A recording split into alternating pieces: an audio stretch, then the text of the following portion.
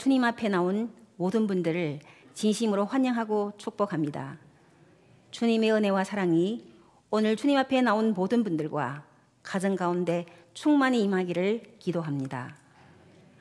올해의 상반기도 하나님이 주신 새로운 만남을 이루라는 교회라는 주제로 모두 열심히 달려왔습니다. 이제 하반기도 얼마 남지 않았습니다.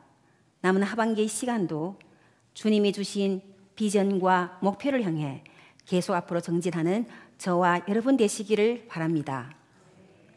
오늘은 전도서의 말씀으로 여러분들과 함께 은혜를 나누겠습니다. 전도서는 솔로몬의 만년의 저작입니다. 솔로몬은 여러분들이 잘 아시는 이스라엘 왕입니다. 하나님은 솔로몬에게 지혜만 주신 것이 아니라 그가 구하지 않는 부귀와 영화까지 심히 많이 주셨습니다. 한마디로 세상 사람들이 추구하는 모든 것을 마음껏 누려본 사람입니다. 아마 솔로몬만큼 이렇게 부귀 영화를 누려본 사람도 없을 것입니다. 그런데 그가 얻은 결론은 무엇입니까? 헛되고 헛되며 헛되고 헛되니 모든 것이 헛되도록 합니다. 내 손으로 하는 모든 일이 해 아래서 무의한 것이라고 말합니다. 왜 그에게 만족함이 없었을까요? 그렇게 많은 것을 얻고 누려왔는데 하나님은 사람에게 영혼을 사모하는 마음을 주셨기 때문입니다. 영혼의 갈증은 이 세상의 그 무엇으로도 채워지지 않는 것입니다. 파스칼은 이렇게 말하였습니다. 모든 사람의 마음에는 하나의 공간, 즉 공백이 있다. 이것은 어떠한 피조물로도 채울 수 없고 오직 예수 그리스도를 통하여 하나님만이 채울 수 있는 공백이라고 말했습니다. 우리는 이 땅에 살면서 누구나 한 번쯤은 인생의 허무함, 공허함을 느껴보았을 것입니다. 알 수 없는 그런 공허함, 허무함이 느낄 때 여러분들은 어떻게 하셨습니까? 무엇으로 그 허무함을 채우려고 하십니까? 그렇게 했더니 그 허무함이 잘 해결이 됩니까? 솔로몬은 자신의 죄로 말미암아 바닥까지 타락하여 인생의 고락을 경험했습니다. 그는 타락으로 인생의 허물을 체험하였습니다. 그렇다면 그에게 부와 영광을 주신 하나님이 그가 타락했을 것을 모르셨을까요? 하나님은 다 아셨습니다. 솔로몬에게 타락했던 뼈아픈 그러한 경험이 없었더라면 전도서는 기록되지 못하였을 것입니다. 전도서는 불신자들이 추구하는 사상, 욕망, 심리 상태 등을 아주 적나라하게 꿰뚫어 보고 있습니다. 하나님 없는 삶이 얼마나 무의미하고 하나님 없는 삶이 얼마나 무가치인 것을 고백하고 있습니다. 그러면서 사람의 본분이 무엇인가? 사람의 본분은 하나님을 경외하고 그 명령을 지키는 것입니다. 전도서는 하나님을 떠난 자들에게, 이 세상에서 헛된 삶을 추구하고 있는 자들에게, 아니 교회 안에 있지만 아직도 주님과 인격적인 만남이 없는 자들에게 참 그리스도를 만나라는 것입니다. 특별히 청년의 때에 너희들은 하나님을 찾고 하나님을 경외하라는 것입니다. 우리의 인생은 긴 것 같지만 잠깐 몸을 다가 떠나는 나그네와 같은 인생임을 깨우쳐주고 있습니다. 오늘 1장에서 전도자는 한 가지 물음을 제기합니다. 바로 오늘의 제목, 해 아래에서 수고하는 모든 수고가 사람에게 무엇이 유익한가? 아주 근본적인 질문을 한 것입니다. 쉽게 말하자면 삶의 의미가 무엇인가? 삶의 목적이 무엇인가? 나는 누구인가? 무엇을 위해서 사는가? 우리의 종말은 어떻게 되는가? 이러한 질문입니다. 한 유가는 이렇게 말했습니다. 아침에 도를 깨달으면 저녁 때도 죽어도 좋다는 말입니다. 피조물인 인간이 자기를 지으신 창조주의 계시에 의존하지 않고는 그 해답을 찾을 길이 없는 것입니다. 불교에서는 뭐라고 말합니까? 스님에게 사람의 존재 목적이 무엇이지요? 사람이 왜 사는가 물으면은 그런 생각은 다 망상이야. 그냥 살아. 그겐 답이 없어. 이렇게 말합니다. 불교 입장에서는 그것이 정답입니다. 아주 솔직하게 말한 것입니다. 이것은 근원적인 물음이기에 생명의 창조자이신 하나님이 없이는 답을 나올 수가 없는 것입니다. 성경에서 전도사는 묻고 있습니다. 사람이 해 아래에서 수고하는 모든 수고가 자기에게 무엇이 유익한가? 여러분들은 어떻습니까? 여러분들은 이 질문에 대해서 깊이 고민해 본 적이 있으십니까? 저자가 오늘 본문을 통해서 말하고자 하는 의도가 무엇인지, 이 질문의 해답은 무엇인지 오늘 본문을 통해서 함께 살펴보겠습니다. 첫 번째, 인생의 헛됨. 전도자가 오늘 말한 첫 마디가 무엇입니까? 2절 말씀 함께 읽겠습니다. 전도자가 이르되 헛되고 헛되며 헛되고 헛되니 모든 것이 헛되도다. 이 한 구절에 헛되다는 말이 몇 번이나 등장합니까? 네, 5번이나 등장합니다. 전도서의 관점을 이해하는 데 있어서 가장 중요한 단추는 헛됨입니다. 히브리어는 헤벨인데 이는 숨이나 입김, 안개같이 잠깐 존재했다가 사라지는 것을 의미합니다.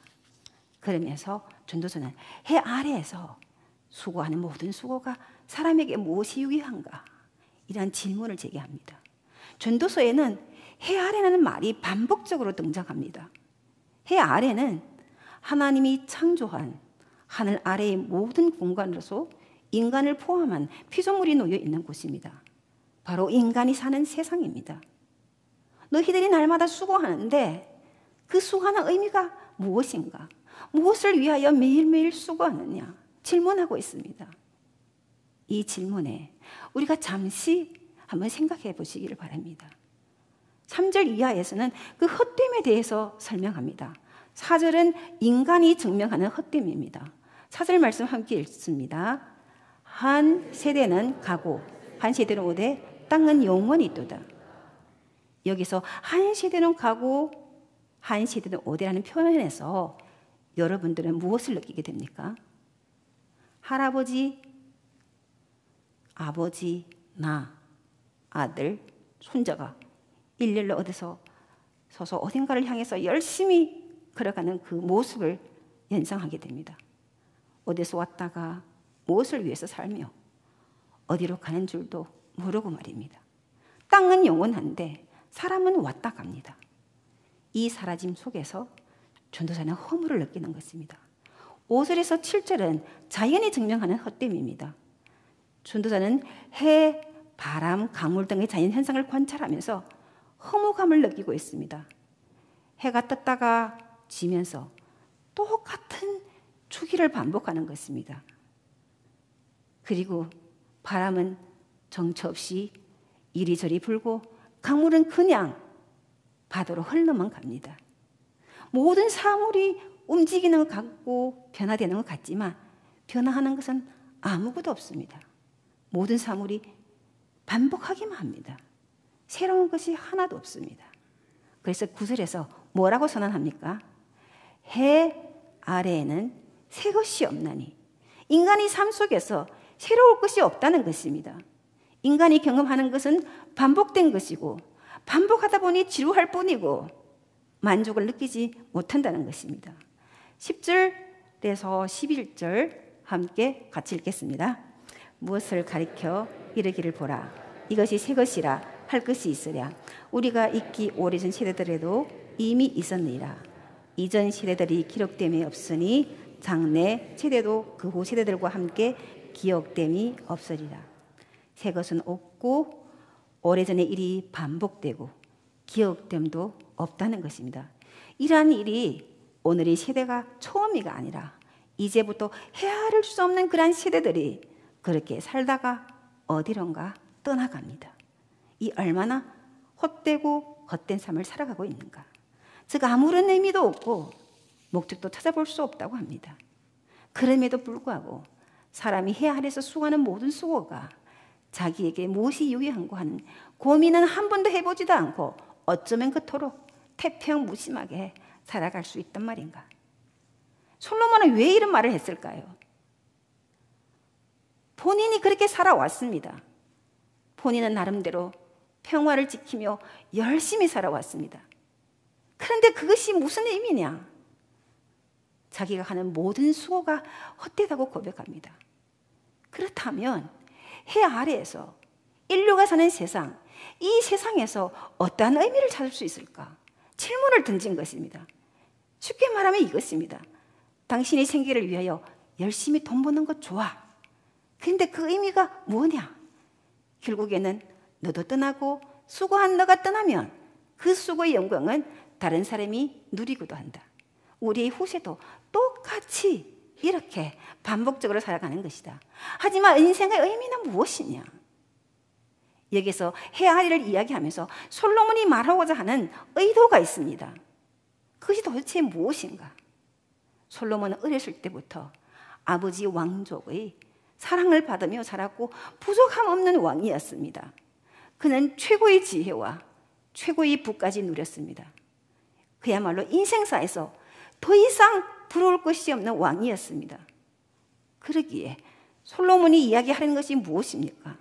자기가 누린 것이 이 세상의 최고였습니다. 그 자리를 지키기 위해서 다른 나라 왕들과 화친을 하면서 각 나라의 공주들을 자기 아내로 데려왔습니다. 그렇게 하면서 왕들이 공주로 인해서 솔로몬의 마음이 하나님에게서 떠나게 된 것입니다. 그는 공주들이 섬기는 각 나라의 우상을 섬긴 것입니다. 그 마음이 떠나면서 평생 솔로몬이 느끼는 소감이 있었습니다. 아, 내가 하나님이 하라는 거 하지 않았구나. 하나님의 말씀을 지키지 않았구나. 그는 공주를 기쁘게 하기 위해서 예루살렘에 사원을 건축하고 그들을 기쁘게 하기 위해서 솔로몬은 평생 그들을 위주로 살았습니다. 그런데 나이가 들었습니다. 나이가 들고 보니 자기가 왕이 되어 최고의 부귀를 누리면서 자기가 누려왔던 삶을 돌아보니 인생이 너무나 허무한 것입니다. 그래서 헛되고 헛되며 헛되니 모든 것이 헛되다고 말한 것입니다. 하지만 여기서 끝이 아닙니다. 만일 여기서 머물렀다면 전도서는 성경이 되지 않았을 것입니다. 전도서도 되지 못했을 것입니다. 만약 인생의 허무만을 전한다고 하면 오늘날 전도서를 읽으면서 지혜서라고 말할 수 없을 것입니다. 그러면 해답이 무엇일까? 인생의 의미가 무엇일까라고 질문하면서 해 아래에 있는 인생이 가져다 주는 것이 허무한 것이라면 우리가 해 아래 것이 아닌 해 위의 것을 바라볼 수 있다는 것입니다. 해 아래는 절망입니다. 하지만 해 위는 다르다는 것입니다. 그렇다면 해 위라는 말이 왜 나왔을까요? 고대 유대인들의 생각에, 유대 백성들의 그 사고방식에 삼층천, 하나님 계신 곳이 우리가 이해하는 공중 위에 있다고 생각하는 것입니다. 하나님이 해, 달, 별을 다 창조하시지 않았습니까? 그러니까 하나님은 그 위에 존재하는 것입니다. 솔로몬이 해 아래 허무하다는 것은 인생사를 말하고 해 위는 인생사가 아니라 하나님이 나라, 하나님의 관심, 거기에 의미가 있는 것입니다. 그래서 우리가 이 땅에 살지만, 즉 해 아래에 있지만 우리가 바라보는 것은 해 위의 세상입니다. 거기에 의미가 있는 것입니다. 그래서 세상에 살면서 현실에 먹고 입고 마시고 현실에 출세하고 현실에 부자 되는 것에 관심 있는 사람은 해 위의 것을 볼 수가 없는 것입니다. 그렇기 때문에 해 아래 사는 사람들이 매일매일 생계를 위해서 수고하는 것입니다. 거기에 다툼이 일어나고 거기에 용서가 안 되고 이웃을 위하는 것이 안 되고 모든 것이 이기적인 것입니다. 서로 상처를 주면서 절망이 오는 것입니다. 그래서 해 아래에서 하는 모든 수고가 사람에게 유익이 없다는 것입니다. 그런데 해 위에 계신 그분이 우리와 함께하기 위하여 해 아래의 우리의 삶으로 찾아오신 것입니다. 볼 수 없는 하나님이 보이는 그리스도로 임마누엘 하신 것입니다. 이것이 성육신 사건입니다. 그분이 하나님의 아들이신 예수님입니다. 그는 육체를 입고 이 땅에 오셨습니다. 우리에게 오신 하나님은 떠나고 없어지는 이 땅의 것과 완전히 다릅니다. 그분이 우리와 함께 하시기에 그때부터 사람의 허무가 사라집니다. 그때부터 공허함이 사라지기 시작합니다. 그때부터 허전함이 사라지기 시작합니다. 그분과 동행하는 삶을 살기에 여러분들이 시도하는 모든 일은 의미가 있는 것입니다. 그분과 동행하는 삶을 살기에 여러분의 수고가, 여러분의 헌신이 의미가 있는 것입니다. 인도의 성자 선다싱은 힌두라는 신을 믿는 힌두 교인이었습니다. 그의 신앙은 매우 열정적이었고 신실하였습니다. 하지만 그의 마음은 갈수록 공허하고 허무하였습니다. 그는 신이 살아있다면 깊은 기도를 통해서 영적 교제가 이루어져야 하지 않겠는가, 이러한 생각에 열정적으로 힌두의 신을 부르며 기도했습니다. 그는 며칠 동안 간절히 울며 부르짖으며 힌두 신을 찾았습니다. 하지만 아무런 응답이 없었습니다. 그러자 그의 기도의 내용을 이렇게 바꾸었습니다. 어떤 신이든 살아있는 신이 계신다면 나에게 응답해 주세요 라고 기도했지만 역시 아무런 응답이 없었습니다. 그래서 그는 내가 믿는 힌두의 신이 살아있지 않다면 더 이상 믿을 필요가 없어. 이 세상에 그 외에 어떤 신도 없으니 나의 삶은 더 이상 의미가 없다. 이렇게 결론을 내리고는 달리는 기차에 몸을 던지려고 걸어가던 중에 주님의 음성을 듣습니다. 나는 내 죄를 지고 십자가에서 죽은 예수다. 나는 내 죄를 지고 십자가에서 죽은 예수다. 그 음성을 듣고 그는 기독교인이 되었습니다. 그러고 나서 예수님과 인격적인 교제를 갖게 되고 날마다 주님과 동행하는 그 기쁨을 누리고 그 영으로 천국을 경험했습니다. 그리하여서 평생을 전도자로 살아가게 된 것입니다. 우리의 허무함을 벗어나는 그 방법은 이 세상의 새로움을 찾는 것이 아닙니다. 쾌락을 붙드는 것이 아닙니다. 주님과 인격적인 만남, 주님과 인격적인 교제, 주님 안에서 영원한 하나님 나라를 준비하는 삶을 살고 있다는 그 확신만이 나를 허무에서 벗어날 수 있습니다. 그 믿음으로 그분 안에서 영원한 삶을 살고 있는 것입니다. 우리는 흔히 이렇게 이야기합니다. 인생은 빈손으로 왔다, 빈손으로 가는 인생이다. 하지만 이것은 물질적인 것입니다. 이 땅에서 아무리 많이 쌓아도 갈 때에는 빈손으로 가게 되어 있습니다. 하지만 가져갈 것이 있다면 믿음으로 사는 삶입니다. 영원한 생명입니다. 언젠가 우리는 나그네 삶을 마치고 본향 영원한 집으로 가게 됩니다. 그때 가져갈 것은 이 땅에서 내가 어떻게 믿음으로 살았는가, 이 땅에서 그 나라와 그 일을 구한 삶입니다. 그래서 성경은 뭐라고 말합니까? 너희는 먼저 그의 나라와 의를 구하라. 그리하면 모든 것을 너희에게 주시리라. 사람은 젊고 깨닫지 못할 때는 그냥 육적인 것에, 세상적인 것에 관심이 많습니다. 하지만 나이가 들고 정신이 똑바로 들기 시작하면 그 관심사가 어디로 갑니까? 점점 영적인 것으로 옮겨갑니다. 하나님 나라의 눈이 열리면 하나님 나라를 위해서 헌신하게 되어 있습니다. 하나님 나라에 관심을 가지는 사람은 이 땅에서 하나님이 창조하신 목적대로 행복하게 살다가 영원한 천국에 이르게 되는 것입니다. 그러므로 우리가 무엇에 최고의 관심을 두고 살아야겠습니까? 우리는 그냥 살다가 사라져버리는 의미 없는 존재가 아닙니다. 우리 인간은 하나님의 계획하에 창조된 존재이고 하나님의 목적하에 창조된 존재입니다.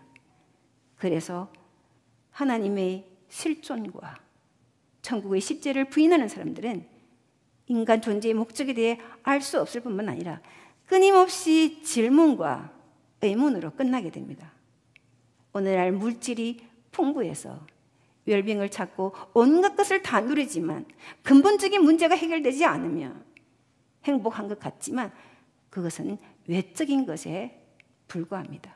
내적으로는 여전히 공허감과 허무감과 삶의 의미가 없음으로 말미암아 진정한 행복과 기쁨이 없는 것입니다. 내 생명의 근원인 하나님을 인격적으로 만나야 그때 방황이 끝이 나고 모든 의문이 풀리고 창조되어진 목적대로 의미 있는 삶을 살아갈 수 있는 것입니다. 영혼을 계획해 놓으신 보다 큰 영적 세계를 발견하게 됩니다. 그러므로 비록 해 아래 살지만 하나님 나라, 영원한 것에 가치를 두며 사는 것입니다. 이제 말씀을 정리합니다.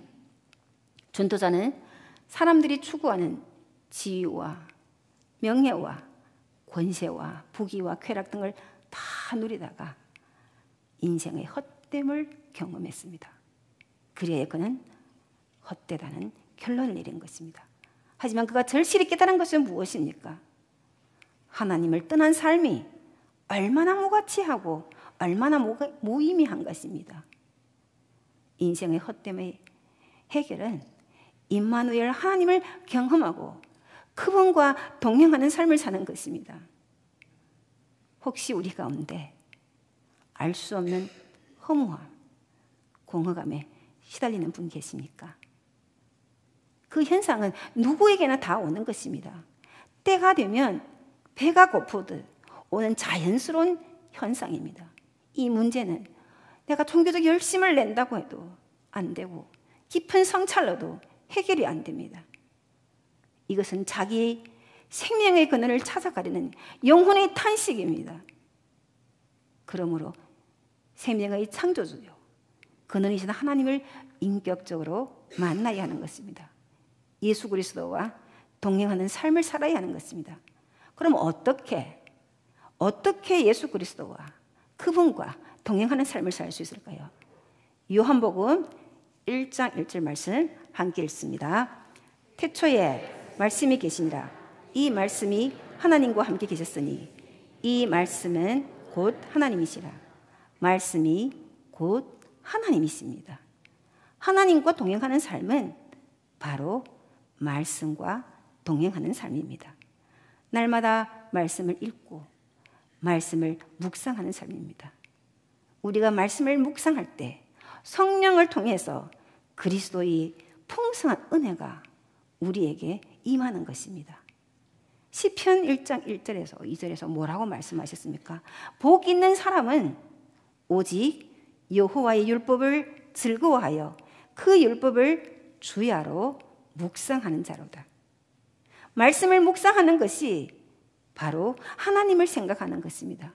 말씀을 묵상하는 것이 바로 예수 그리스도를 생각하는 것입니다. 해 아래 것은 새 것이 없고 허무하지만 우리 하나님은 영원한 새로운 존재인 것입니다. 날마다 말씀을 통해서 하나님의 새로움을 경험하는 것이 세상의 헛됨을 이기는 것입니다. 하나님은 새로운 분이시기에 매일 새로운 임재로 우리에게 다가옵니다. 우리가 같은 일을 하고 같은 성경 본문을 읽던데 그분의 음성이 다르고 우리 안에 일하시는 그분의 방식과 생각은 매 순간 새롭습니다. 비록 우리 인생은 시간과 공간에 제한되어 있지만 그분의 새로움을 경험하기 시작합니다. 날마다 내 일상의 전 영역에서 우리는 주님의 임재를 사모하는 그 마음이 있어야 합니다. 하루하루의 삶이 하나님을 추구하는 삶이 되어야 하는 것입니다. 매일 새로운 하나님의 그런 임재만이 지친 우리의 삶, 힘든 우리의 삶, 외로운 우리 삶의 유일한 탈출구입니다. 우리가 잘 알고 있는 이혜령 교수님의 시 한 편으로 마무리를 하고자 합니다. 이혜령 교수님은 사랑하는 딸 이민아 씨가 암에 걸리고 실명의 위기에 있을 때 참으로 비통함 속에 빠졌고 자신의 이성과 지성의 힘으로는 조금 더 도와줄 수 없는 그 상황에서 하나님께 간절히 기도하는 계기를 통해서 하나님을 인격적으로 만나게 되었습니다. 예수님을 만나고 나서 이렇게 시로 하나님께 고백했습니다. 하나님, 당신의 제단에 꽃 한 송이 바친 적이 없으니 절 기억하지 못하실 것입니다. 그러나 하나님, 모든 사람이 잠든 깊은 밤에 당신의 낮은 숨소리를 듣습니다. 그리고 너무 적절할 때 아주 가끔 당신 앞에 무릎을 꿇고 기도를 드립니다. 좀 더 가까이 가도 되겠습니까? 당신의 발끝을 가린 성스러운 옷자락을 때 묻은 이 손으로 조금 만져도 되겠습니까? 그분은 절망과 좌절을 넘어 주님의 소리를 들음으로 새로운 영적 세계로 나아가게 된 것입니다. 주님과의 인격적인 만남, 그분과의 인격적인 교제, 그분과 동행하는 삶이 우리 인생의 헛됨의 해답입니다. 함께 찬양하겠습니다.